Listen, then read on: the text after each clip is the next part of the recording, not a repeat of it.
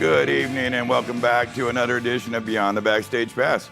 I'm your host, Vince Edwards. You may know me from Sound Image Productions, Facebook. I'm all over Facebook. We got a couple groups there, Beyond the Backstage Pass. It's actually called just The Backstage Pass, and Death by Loadout. Join us there. They're closed roadie groups. Check us out. It's pretty fun. Sitting here next to me, my good friend, Kyle Thomas. How are you, brother? Not too bad. How about yourself, man? Well, I know you're struggling with a little bit of a little headache today. You got a little tweener? You got a little Been tweener. sitting all day? I've had a little back thing going on, you know, the curse of the roadie. But you and Al. Right, who doesn't? But we come in here and we put the best foot forward and we do what we like.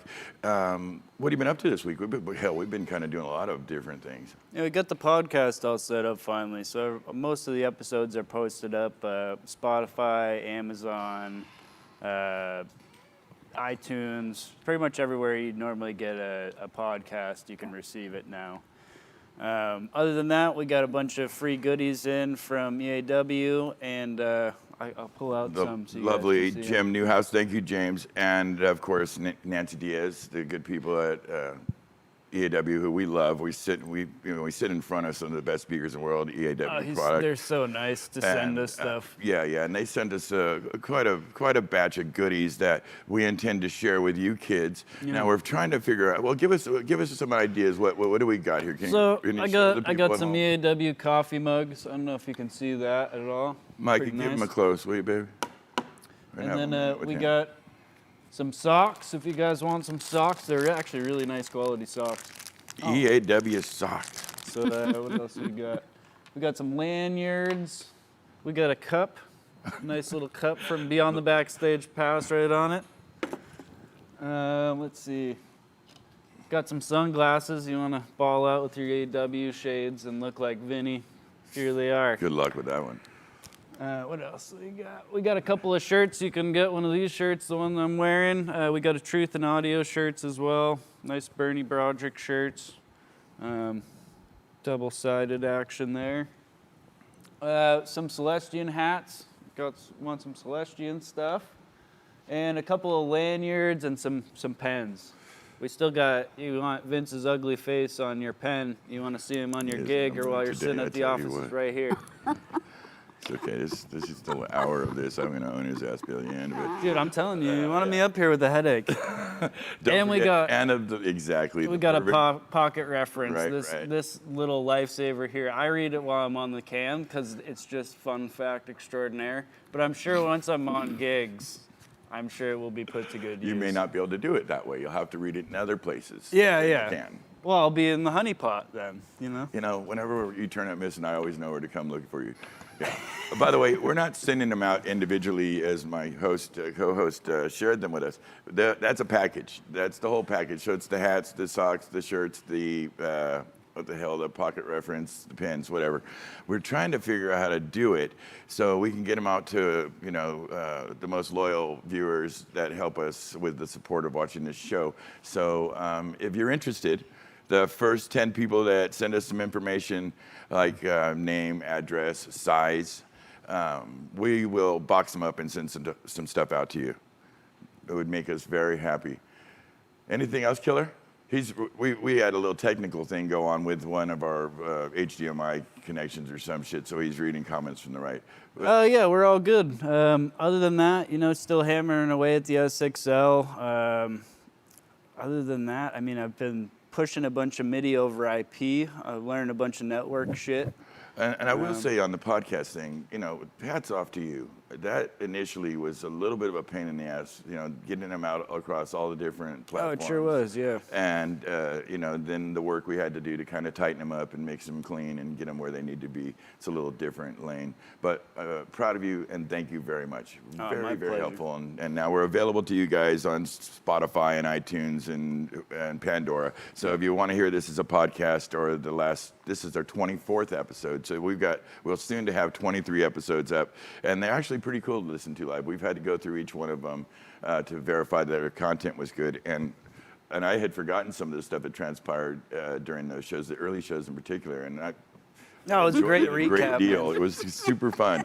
You know. I think we got about 12 posted right now, and hopefully by the end of next week, the rest should be all posted up there. So All I gotta say is you've been killing it. I don't think, well, maybe some folks would understand, but there's actually quite a bit of effort that goes into getting it done. So thank you very much. my pleasure. Listen, we do our best to get experienced, important, interesting people in here for you guys. We can all talk and hang out with our friends. And tonight is just absolutely no exception. We got a very special guest tonight. Somebody whose career is absolutely fascinating to me. Equally comfortable, mixing a show at the famous Slims or the Fillmore or the Warfield, or out front with the San Francisco Opera with their ballet. Incredibly talented woman. Just absolutely adore her. It's the lovely Deanne. How are you, darling? It's lovely to see you. Deanne Franklin's in the house. Thank you. How have you been doing, sweetie?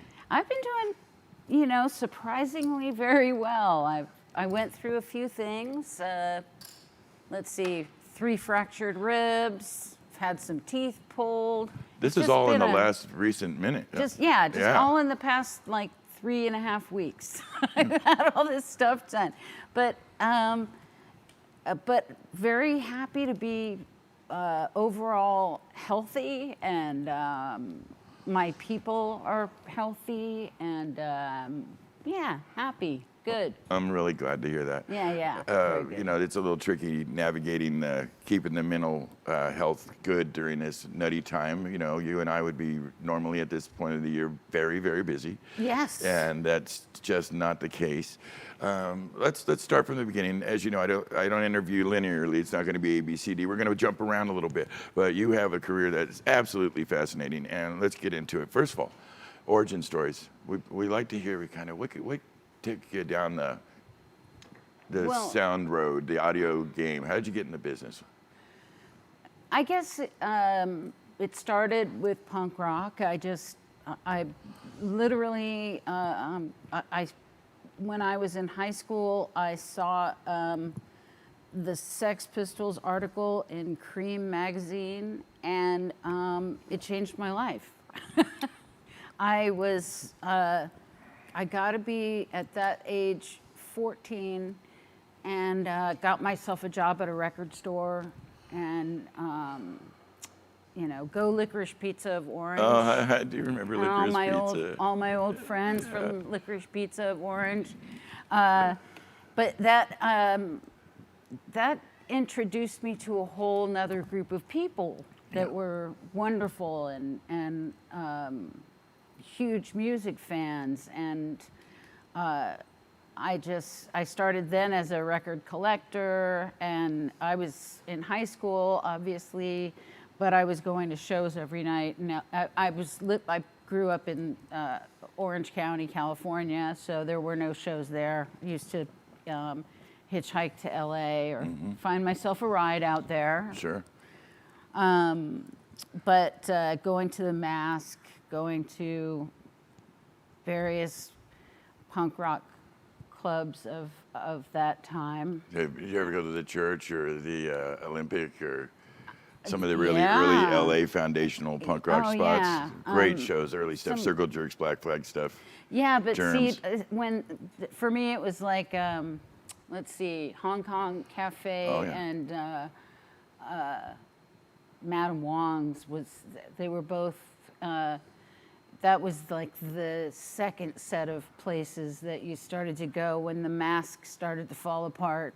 Yeah. And I saw, shows would go on there till 6 a.m. and then I'd have to be at school at 7 a.m. and it was pretty crazy. I don't think I slept a lot in those first few years of high school. And I had a boyfriend in a band, and he was in the band called The Middle Class. Oh. And they were the fastest punk rock band of the West Coast. Wow, that's saying something. It was saying something. But see, after a while, the shows out there started to get, the shows in Orange, that started up in Orange County, started to get a little too rough, I guess. It's like all the all the fun kind of went out of it for me, because it kind of became like lots of guys that wanted to beat the crap out of each other in a circle in the middle of a floor, and Well, it took a lot of the fun away for me. Anyway. You're not the only one I've heard say that. Yeah. The original LA scene was rough and hard, and there was a lot of angry, disaffected youth. But that was that, and it kind of slowly through time matured, and that kind of started to go away a little bit. And, and we kind of understood. We were learning on the job, early days punk rock. We were figuring it all out. Let's talk about your working career, though. You've mixed with some really fun, incredible artists. A few of them I know to be a little tricky, and I want to talk to you about it. Talk to us about working with Tom Waits. Oh well, later on in my world, I was working with the Breeders actually, and mixing the Breeders L7 and the Namgyal Monks at the Lollapalooza. I think it was '93. Well, the third Lollapalooza. If it was the third, 91, second, 92, 93. It was that what it? Yeah. I can't keep track, but So I did that tour, and the one of the main people on that tour, Stuart Ross, managed Tom Waits. And he called me about 6 months later and asked if I'd be interested in touring with Tom Waits and mixing front of house. And I said, you're joking with me? Like, where did that come from? And he said, no, I just really like your approach at mixing. I really like the way that you make things sound, and I would love to have you come on board with us. And did you find him to be any kind of special challenges, anything? You mean working with Tom? Yeah. Well, to start out with, he did not want me. He wanted his recording engineer or any one of his recording engineers, and he had no desire to have me involved in it at all. And about 3 weeks into the first tour I did with him, I was literally at the airport, and I saw San Francisco, and then I saw wherever it was we were going, and I thought, I'm just gonna get on the flight to San Francisco. I don't want to deal with this shit anymore. Yeah. And he pulled me aside and basically said, I'm a horse's ass. Just ask my wife. It's the best it's ever been. I just want it to be better all the time, and I'm just a pain in the ass. And basically, he convinced me. I said, you just convinced me not to get on that flight to San Francisco. Amazing. So from there on out, I worked with him for all the live tours he did from there on out. I find him to be utterly fascinating. He's as incredibly a human being, intelligent. He's so all over the place. And once he met my mother, it was all over. Yeah. But he and my mother fell in love with each other, and I just I have many. Those stories go on and on. But she came to all the shows that she could of his, and hung out at front of house with me, and yeah.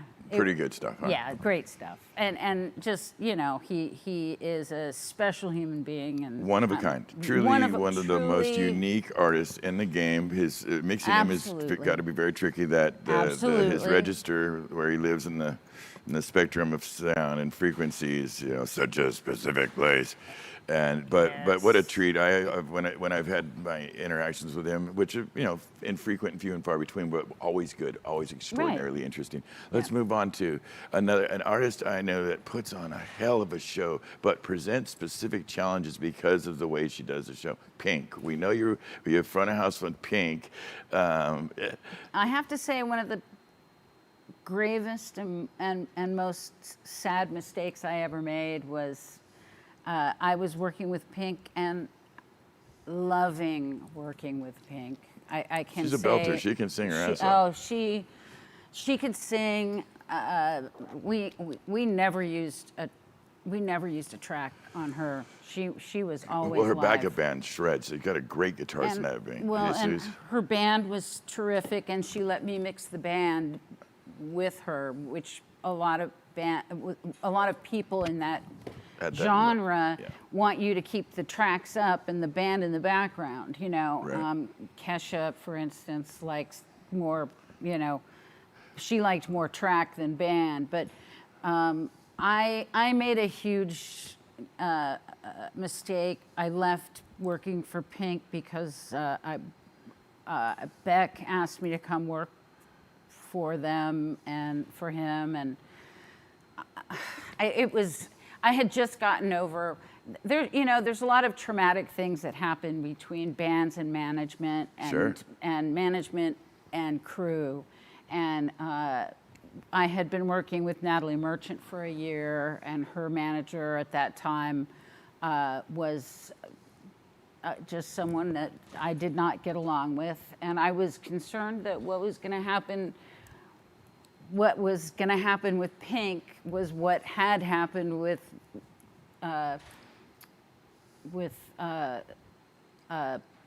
Natalie, and so I was like, management doesn't really like me. She's going to end up firing me.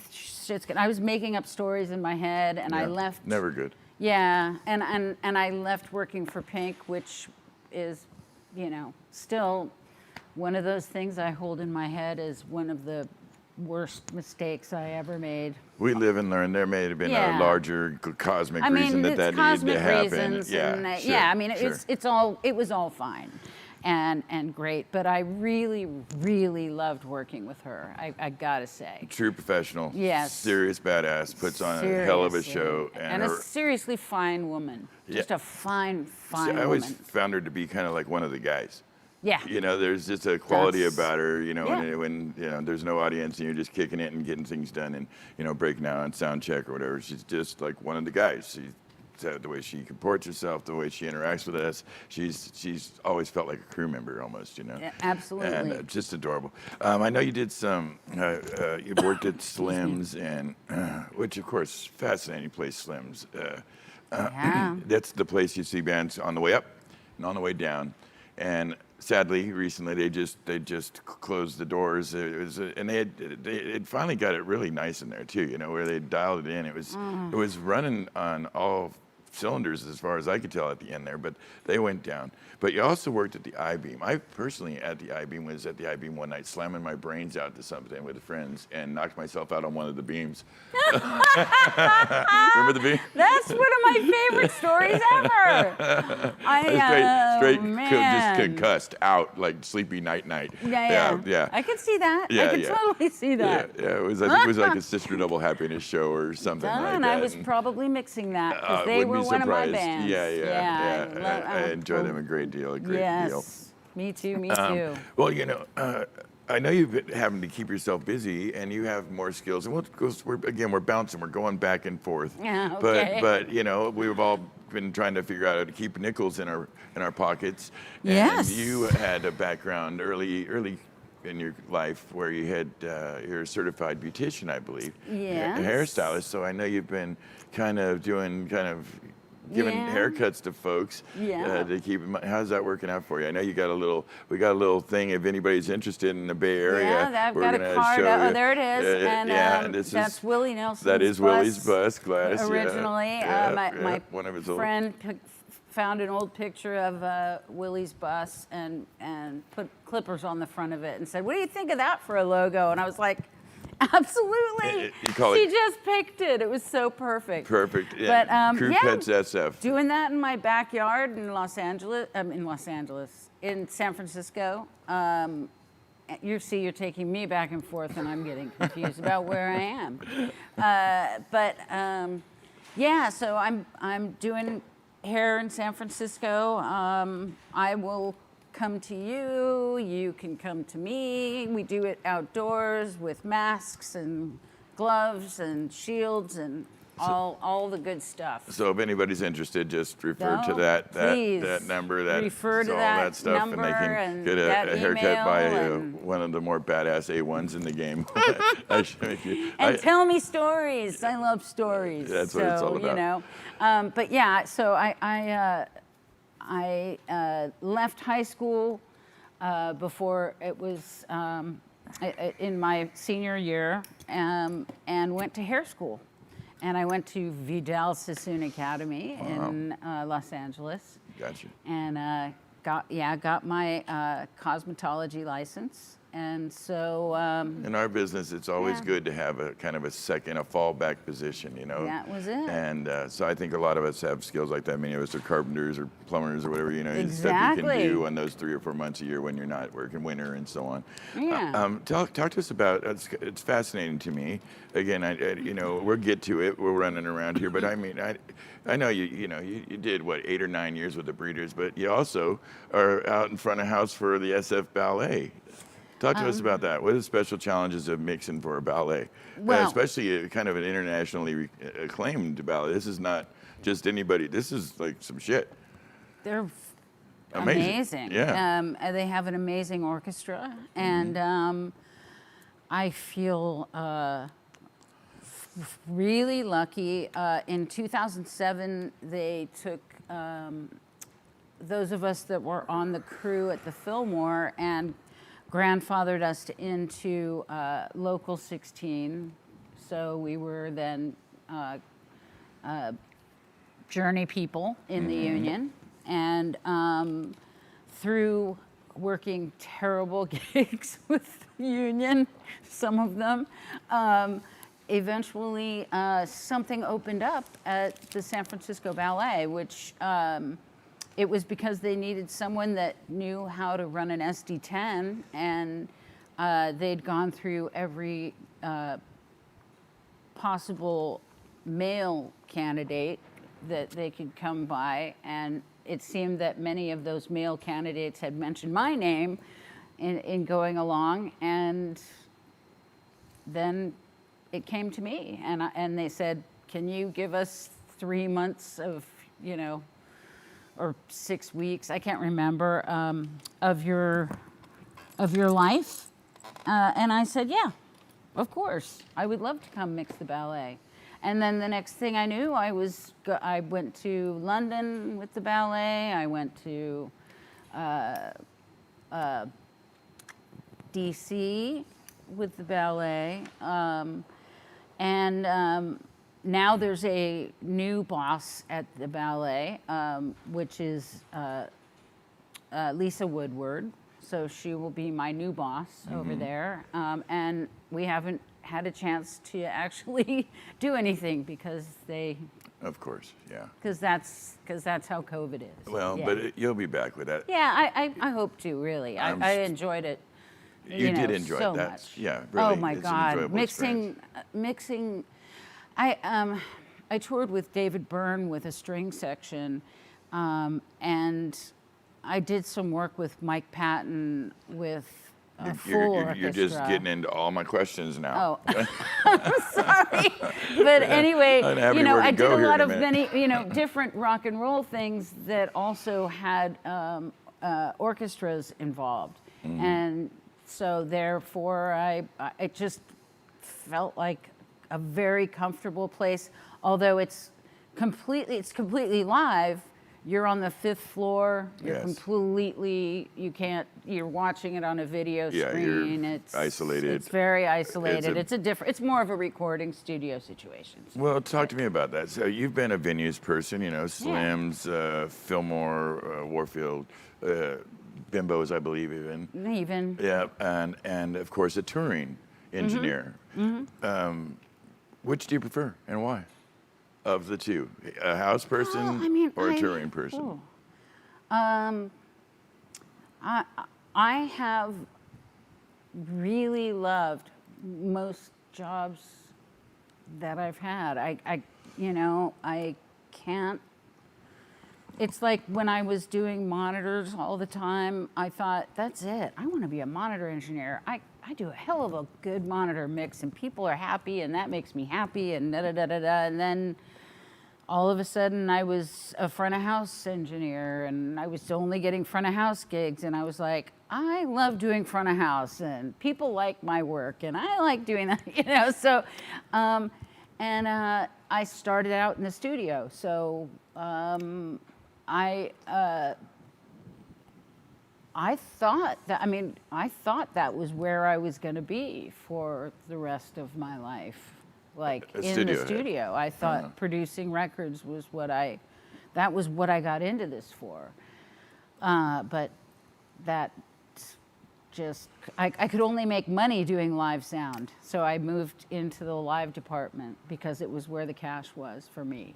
So no preference, you enjoy both and find out, that's what I'm hearing. Yes. And you make the best of both. Yeah. Yeah. I enjoy mixing, and I enjoy being appreciated for the work that I do, and I love having the band happy on stage if I'm mixing monitors, and I love the audience telling me how awesome it sounded if they were in the audience and I was mixing. It's a joy. There's nothing like that immediate feedback Yeah. That you get from the audience, or when you know you got a happy band on stage doing monitors, and there's a kind of an interesting, hard to explain satisfaction that comes from that. Yeah, Like you said, it kind of a smile pops up a third song when you know you get it all dialed in and everybody's happy. When and you people see are them bouncing, having a show, that's great stuff. Yeah, it's wonderful. Let me drag you around over to the Fillmore West, which is a legendary spot. Fillmore is. I lost my lighter. I'm sorry. Honey, May I? You, of course. No problem.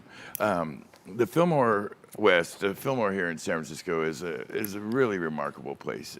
There's not many things to compare it to. Almost everybody has played there. I know you've had a relationship with the facilities and our good friend Tony Balancalana over there since what? 97 till currently, right? Since Paul Majeski, and that would be 87 or 88 at the Warfield, and again before. When was the big earthquake that shut 91, down? I think. Yeah, so I would. Paul Majeski then was the house sound engineer at the Fillmore, and I would come in with bands like the Beatniks, you know, or whatever, you know, opening for the Butthole Surfers or something else, whatever. And and Paul Majeski was the guy. Yeah, and, legend. You know, he and then he pulled me in over at the Warfield. I miss him terribly. Yeah. And then Tony just is the heartbeat that. What an amazing cat, right? Yeah, that keeps the Fillmore alive. You know, it wouldn't be there without him. It wouldn't. He's kind of a genius at what he does, and somehow makes it almost makes it look easy. Yeah, right? He does it with, you know, and only those of us that really know him will he really bitch to. Oh, you no doubt know about what it. I mean? Yeah. So one of the best sense of humors in rock and roll, though. Without a doubt. He's one of the. I don't know. There's just something very enjoyable about hanging out and spending time with him. Yeah. I know recently you did something that popped off the resume for me. That I thought was interesting, and I wanted you to share your experiences with us. Recently, you worked with Eric Burdon and the Animals. How was that? What was that like? Well, I mean, he's a friggin' legend, but he's a legend. He's really getting up there at this point. How did that go? Did he do well? Yeah, he did great. Yeah. I mean, he's a pro. He's a pro. He's a super pro. He's a super delight. He has stories that you just can't tell the way that he tells them. He's had, and his wife, who is Greek, I think they're now settled in Greece with her family, but just since COVID and all of that. But I terribly miss doing shows with him. He's someone that's so genuinely when he meets a fan, I mean, his wife has to pull him away from No, fans. he's a professional rock star that absolutely understands the importance of interacting with his fans, and his fans Yeah. are legion. They're huge. Yeah. And they're Yeah. 40 years strong. I mean, this is, At least. Yeah, I mean, Yeah. it's a real thing. Yeah, Let's no. jump across from Mr. Burden, who's again a legend, to working with the Peeping Toms, Mike Patton and the Peeping Toms. What was that? Oh What was man, that Peeping like? Tom. I gotta say, Mike Patton can be an absolute handful. Mike Patton is to me. Well, see, I guess I met him, and the reason that we know each other at all is because I met him when he was so young. And Mr. Bungle, Faith he No was More. Mr. Bungle. Yeah, I knew the Faith No More guys from when they had. Back when From like when Lynn they had- Perko from- was drumming, like early days. Well, no Lynn Perko, but when Courtney sang for a show, they had a homeless guy that was their singer that they'd have to put posters up like weeks in advance to make sure that he would make it there to a show because they didn't know So where to he'd spot find him or along how to find his him. route, huh? But yeah, I mean, I just, I met them because of because Billy was in, what was that band that did Grateful Dead covers? Oh, with, shit. There's With too many of Popo those. Pies. That's what it was called. That's how you and got- Joe Popo Pie. That's how you got And that's connected how with I Mike met Patton. them because, and then I stayed on. I actually, when I first moved to San Francisco, I spent half the time at my friend Lisa's house and half the time on their floor. Mm-hmm. And I had a job at a hair salon, Yeah. down the street in the Mission. It So, was pretty enjoyable working with Mike Patton. very. So anyway, yes. Moving on to Mike Patton. Yeah. I adore him like a little brother. Energy abounds in this man. I can't. One of the And most. the artistic energy is it's boiling. It's beyond boiling point.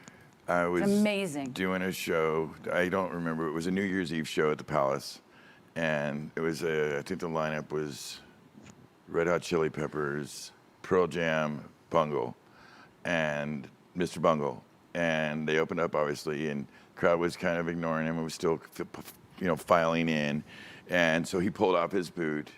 And excuse me, this happened. He pulled off his boot and he peed in it and drank it, and the whole place just like they had it. He had their attention. And then he went on and and did his show.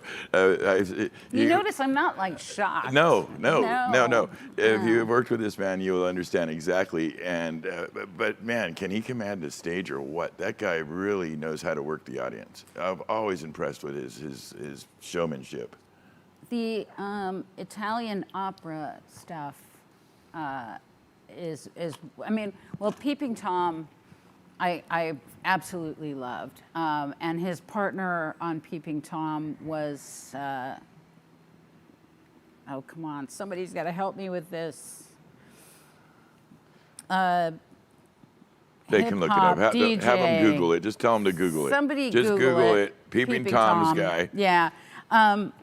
Anyway,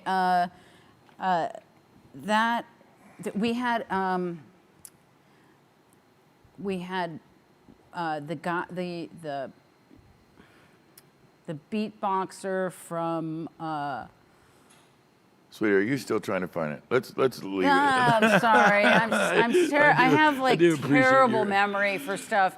But Rozelle was the beatboxer, and he used to be in another band that he does the band that does late night. Anyway, The Roots. I think the you're Roots. talking Thank about. you. He Yeah. was the beatboxer for the Roots, and he toured with us for most of the time. And then we had a young girl that. Butterscotch, who came out and beatboxed with us for the stuff that he couldn't do, and she was phenomenal.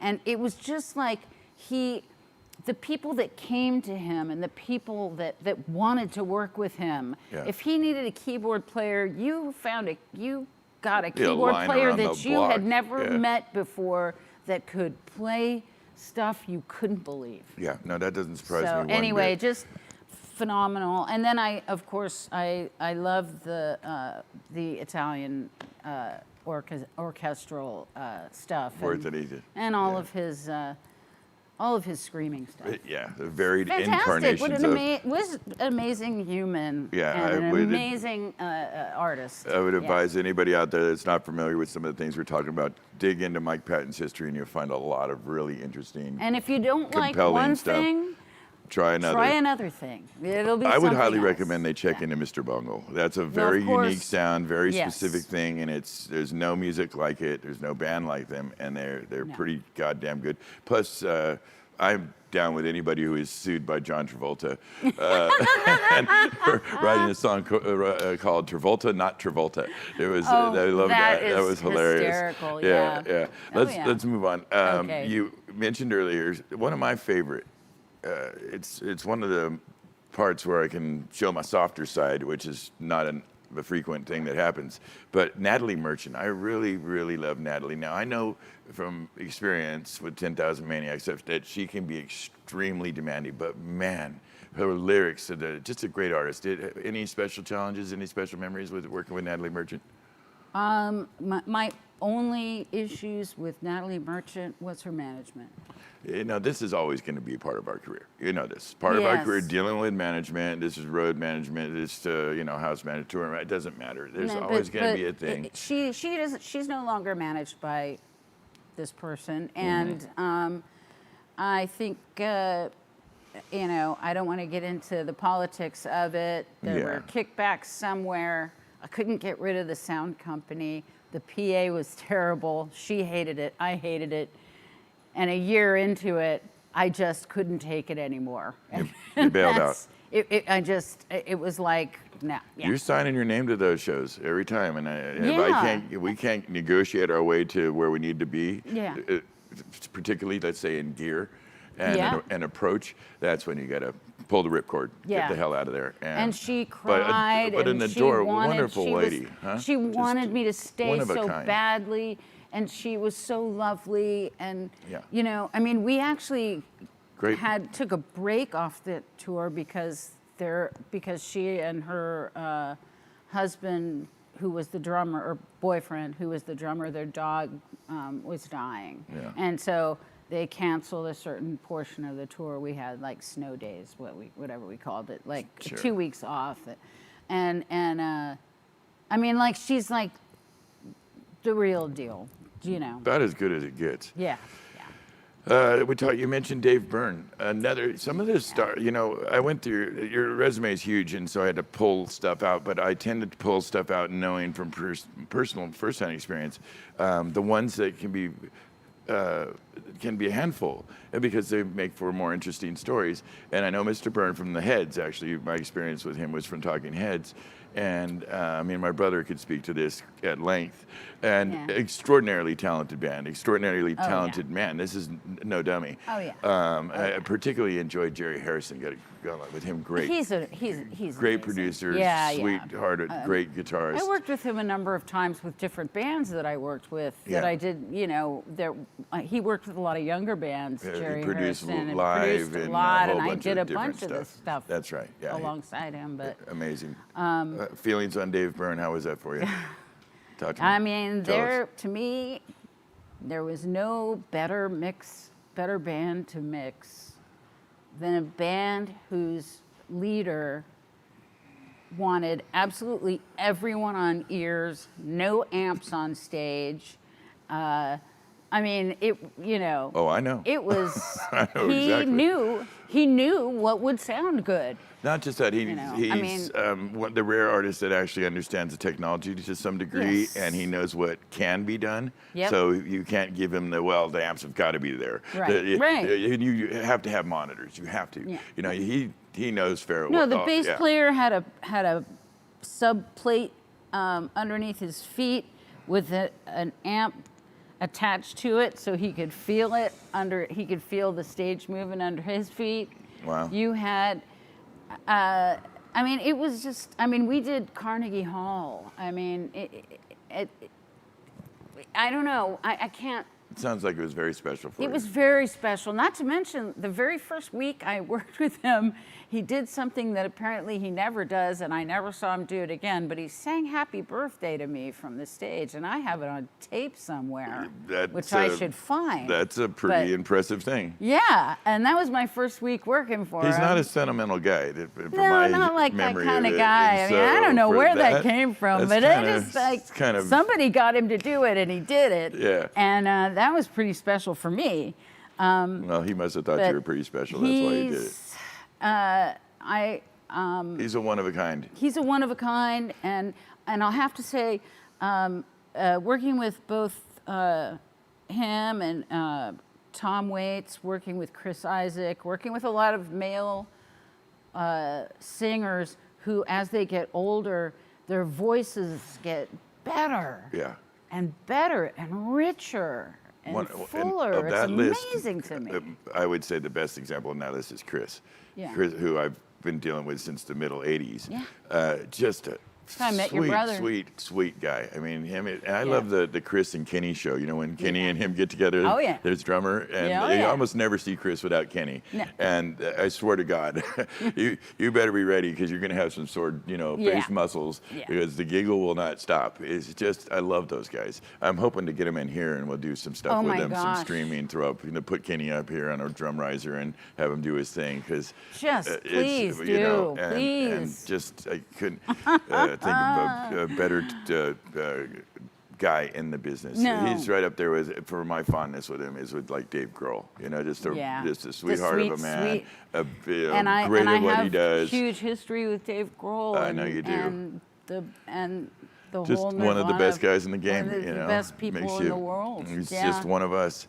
You mentioned the Breeders. Now, I have some history with Pixies, of course. You know, Black Francis, Frank Black, and the Pixies, of course, Kim. Mm-hmm. And I've only seen the Breeders. You worked with them, I believe, 91 to 97. They're a really formative part of that Yeah. band.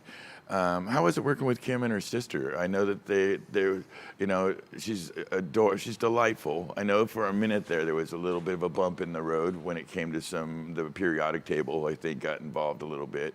Did you experience any troubles doing that? What was your experience overall with the Breeders? You know, problems. I mean, I think there's any kind of problems when you work with a group of people that tightly for that long.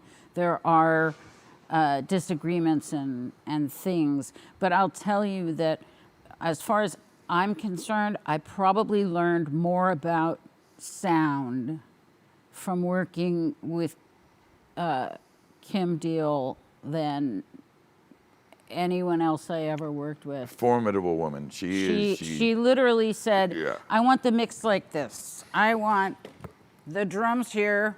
I want the bass here. Yeah. And I want the guitars here. And I want the vocals here. Right.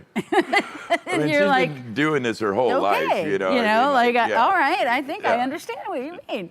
But professional. sonically, I just don't know that there's a more sonic genius.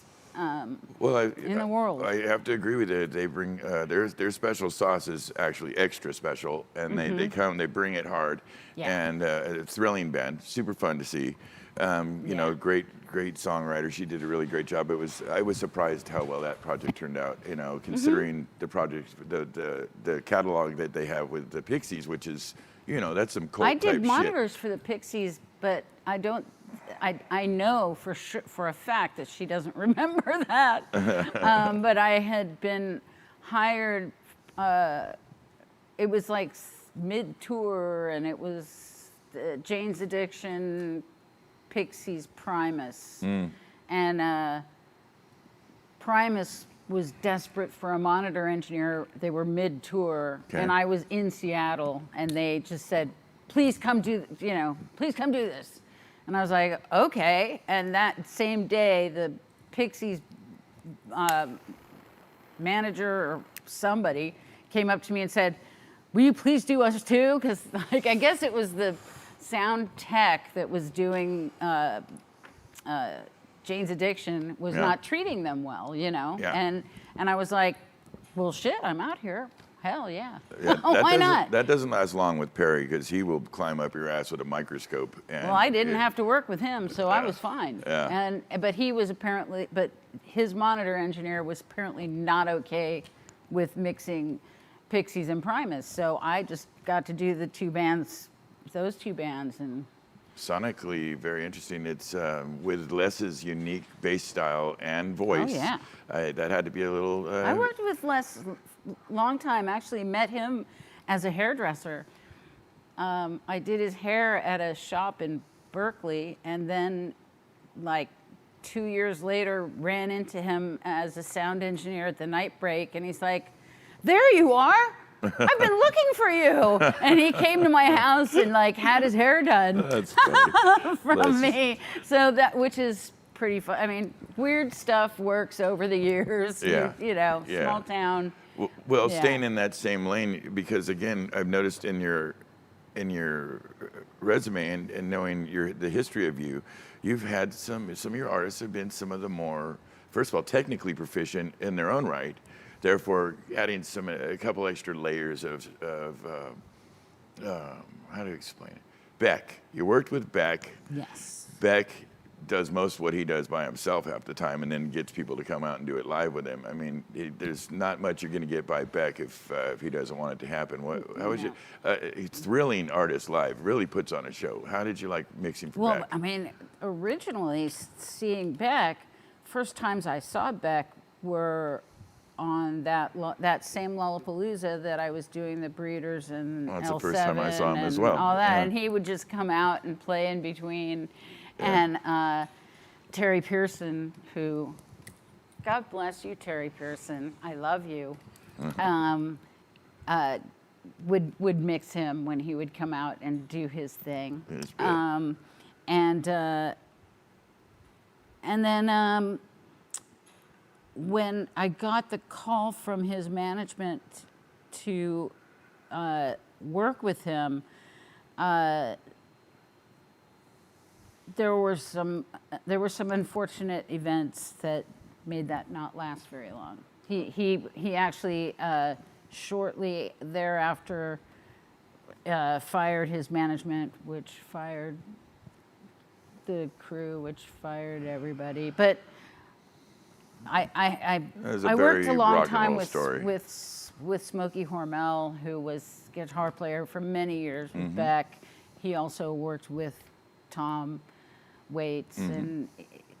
and just an amazing player, an Yeah. amazing human. He's kind of a and, badass, yeah, no so doubt about that. Just Smokey's a badass. one of those people that made, I mean, and of course the band that played with Beck made everything even better. But it was during that time of what was the album he put out that was it was so I am terrible with names. it was well anyway it was a heart-wrenching, it was all like heartbreaking songs. He's a deep guy. He's really Beck brings and it. I've got to say he always treated me with the utmost respect. Was always Total professional. like Yeah. even when I wasn't working with him, he was like, you would see me in a hallway if we were on the same tour. Hey, Deanne, what's going on? Yeah. Like always very personable and very sweet. And I worked with Luna over the years Yeah. from way back when and then back to recently. I remember him coming backstage at a Luna show and saying, talking about such and such an album. I'm not sure which Luna album it was. And he said, God, my girlfriend and I have sex to that album all the time. That's the It's a sex album. best. And I just cracked up. Yeah. I'm like, only Beck would just come backstage, and those are the words that come out, and that's what you take from that conversation. He is a very singular special guy. Special, very special, Yeah, very yeah. cool, very. Yeah, Yeah, I've always very found him to good be like guy. a high-functioning introvert. Yeah. You know, Yeah. like if he had But his choice. very kind and. You can be an introvert and be kind, absolutely. No, but I mean, like Yeah. very, like he would recognize, you on the street and be just super open. He's a sweet guy. Yeah. Very cool. One of the ones that, one of your artists that you worked with out front of house, I know to be, put on a hell of a show depending on which tour you catch her in, is Kesha. I've seen her do some stuff that was just, jaw-dropping, really. Yeah. Any special moments, special memories of working with Kesha? No, I just, I think we had some, I think we had musical disagreements, and it's possibly, I have to say, the first and only artist I've ever worked with where I had that situation happen. She's a very headstrong young lady. She is very headstrong, and she had some, and I really tried to really listen to what she was saying, but she had the most amazing band playing with her, and all hired guns. And the fact that she really I was never burying the band enough in the track for her, and that was that. I mean, I appreciate almost criminal to bury that band. And it was, and that's how yeah. it felt to me, because I don't come from trackland. I come from rockland. I understand. So it was, and I have to say that was, like I said, that I still believe it's like the only artist I've ever worked with that I just had I had actual artistic disagreement with in terms of mixing. So, but she's a dog lover. Her mom's a dog lover. They rescue dogs. They're into it. Let's talk about the dog thing, because listen, I know a little thing that many people that definitely know about you and know of you and your reputation, which definitely precedes you. But you have a special spot, you and your sister, for dogs in need. Talk to us about that. You set up a little thing. Give me some details on that. Well, my whole trip with Jumbo Sound, which is my sort of name of company, name of email, everything else is because of my dog named Jumbo. Okay. Who has since passed away, but he lived to be 14 and a half, and he was Probably a very happy life you had. a wonderful Great Dane mix that we found on the street as a tiny, tiny puppy. But my sister started a rescue at about that same time for senior dogs, all dogs 7 and older, called Muttville. And Muttville, before Muttville, there were no rescues for senior dogs. They basically, senior dogs went to the pound. You took your senior dog to the pound because it had something wrong with it, and you didn't have the heart or the soul to put it down, and so you took it to the pound so they'd have to do it. Yeah. My sister is a saint, and she started something very new that has now and since become quite a big. It's a real concern. Yeah, it's a real thing now. Yeah, that's right. It's like, yeah. So she's everywhere. She was a CNN top 10 Kind of a humanitarian. Humanitarian award winner. That's right. And CNN has been super good to them. Oprah, she was a big winner on Oprah, got a car and everything else. Rightfully so. Yeah. She, and she's, that's what she does. She does it 24 hours, 7 days a week. It's her life. It is her life. And you've helped with that. I try to help as much as I can. Sure. I do. I love it so much. My problem is I fall in love with every dog. I want to take them all home with me.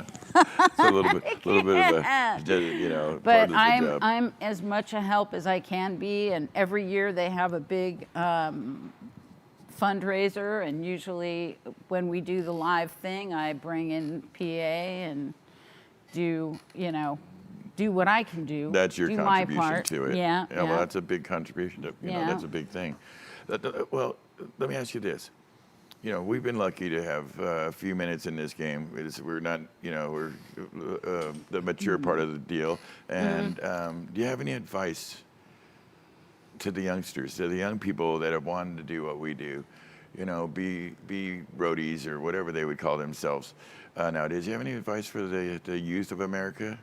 How to get into this job, if they should even consider it? I mean, right now is a hard time. Yeah. I got to say, it's Yeah. rough. But I will say, if you have the love of music the way that I did, there was no way that I could not do what I do, and what I'm doing here, Yeah. and what I do now.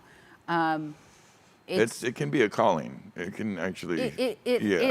For me, it was a calling, and it was not a calling from a schooling or a electronics or mathematical or anything. It was just from an artistic calling. I do not play an instrument. I am a fan.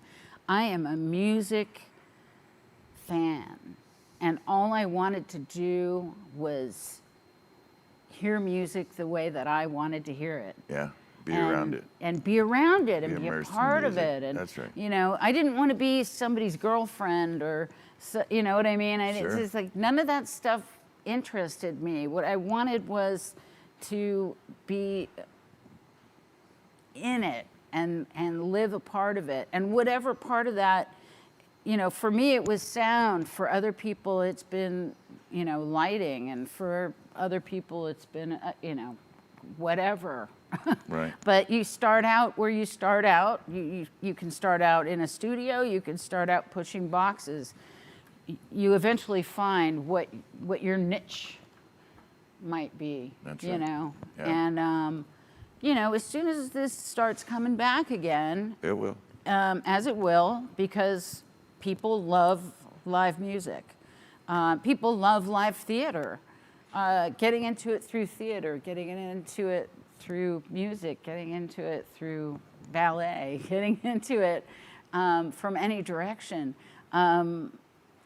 Is your advice that if you love music, just hold on tight? We'll be back. I'd say that's a good way to say Kind it. of summary of it. Yeah, I mean, I'd say I can't imagine you or me doing anything else. I really, honestly cannot. I can't. I- I this mean, is- yes, I'm doing hair to make some money, but there was a reason why I left that business, because It didn't speak to you. it doesn't speak to me in that way. Yeah. It doesn't speak to me in that way that music We work based on touches passion. my soul. It- It's all yeah, about passion. That's right. And it's hard these days. It's not easy. I mean, there's not just one way of doing things. There's That's no true. analog plug in here, music comes out there. The plug and It's- play days are over. Yeah, you know, that's right. done. You've gotta, you know, get down and dirty and learn every console. Well, that reminds me. I think me and you had a talk, and you were going to be coming in and doing some S6L training. Get your I chops did a up on little. that. I did some. Okay, can we expect you again in the future? Oh, most definitely. All right. Yeah, Well, I because will you know what? I set had so some much time fun for you. doing it. It had been so long since I was in front of a console. It just made me. It was like I was alive again. Blood rushed through my brain. I understand completely. It's wonderful. Yeah, and that Yeah, particular it's board great. has got some unique challenges and can be very fun. Yeah, Let's make a date after the show and figure out a time that works for you, and we'll do that. Okay, I'd be happy to. I could sit here and talk to you all night. We'd lose the audience, but Yeah, I'm sure. I adore you, and thank you very much for coming to our show and sharing your experiences and your stories. And Thanks. you know, we'll see each other on the other side when this thing picks up, and we'll do some gigs together, make some fun, have Oh, some I fun. like that. That sounds great. Thank you for coming out tonight. Thanks Hey, for so we got having a me. couple people that commented. Well, what do you Oh. got for us, Kyle? Kyle Anderson says hello. Robert Turek, also Deanne, enjoyed listening to your talk tonight. Thank you. Bet, Robert. Tony Biancalana, Big Hey, T. Flo. Hi, Ton. can't wait to work with you again. Me too. He's such a delight. We also got Pat O'Doul chimed in. Hi, Pat. Hi, Pat. A said, I would like to be on this program. I have tons of stories from my years as a stagehand, stage manager, and production manager. Well, man, send us your resume. Yeah, please. CV at at sound-image.com, and we will take and see if that fits into our format. We're always looking for interesting, new, wonderful guests. We also got Noah the Beard Tanner on here. The Great- man, the one and only Beard. What's up, Dude, Beard? my New Englander. I appreciate you, Noah. He's in Vegas right now, I believe, doing a show in Vegas, so good for him. Badass. Yeah, Awesome. he's working right now. I'm Good very for you, jealous. brother. That Excellent. makes us all happy. Yes. We want that for you. And he's just a great guy. And Sean Dame, I love this show. I got your brother over on the board right now, Sean. No, Yeah, your he's father, sitting. excuse me. I have your father over on the board right now. And we love him. So. And Sue Kearney also said, you both look great today. So. Hi, Sue. Aw, Give your hi, mom a kiss. Sue. Sue's in Arizona with mom today. Give mom a kiss from us. Lots of love, Yeah. Sue. Travel safe, honey. Listen, we couldn't do. We just do this because we love you guys. We love what we do. We got a lot of friends that are not where they should be right now, which is on the road in front of a board, at a grandma console, throwing lights, doing whatever we all do in this thing. So we do it for you. We appreciate you guys tuning in. I get this done with a lot of help. Right off the bat, I got to send a shout out to my good friend, Michael Brown. Michael Brown is back there doing it all on a shit ton of equipment. He's got $1 million worth of equipment back there that he's making magic happen with. And so thank you, Mikey. I also like to thank the good people here at Sound Image Productions and my brother, the general manager, George Edwards. Thank you, boss, for letting us have the space. And of course, a special shout out to the one and only David Shadone. Dave Shadone is the CEO of Southern California Sound Image and all the incarnations of Sound Image. Thank you, Dave. You're a god. We worship thee. And of course, our good friends at LSV. They provide us a lot of gear. They lost their co-owner recently. We had a memorial for him yesterday. It was touching and heartbreaking all at the same time. We miss you a lot, John Rigney. Luckily, it's in the careful, good hands of Ava and Cameron Brown. That are still running the shop. You need big lead wall. You need to go large, and I mean big time large. Call LSV. They'll hook you right up. Thank you, Cameron Brown and the crew at LSV. And of course, the good people at slowfiber.com. They help us with masks and all of our fabric needs and so on. They built us some custom masks you can see on the screen there so our troops at our different shops can work together safely, feel safe doing that. Thank you, slowfiber.com. We really, really appreciate it. Another shout out to the fact that we are now live on Facebook, Twitch, and YouTube. Our shows can be watched at any time on YouTube. You just go to Beyond the Backstage Pass, and there'll be 24 episodes there to view at your leisure.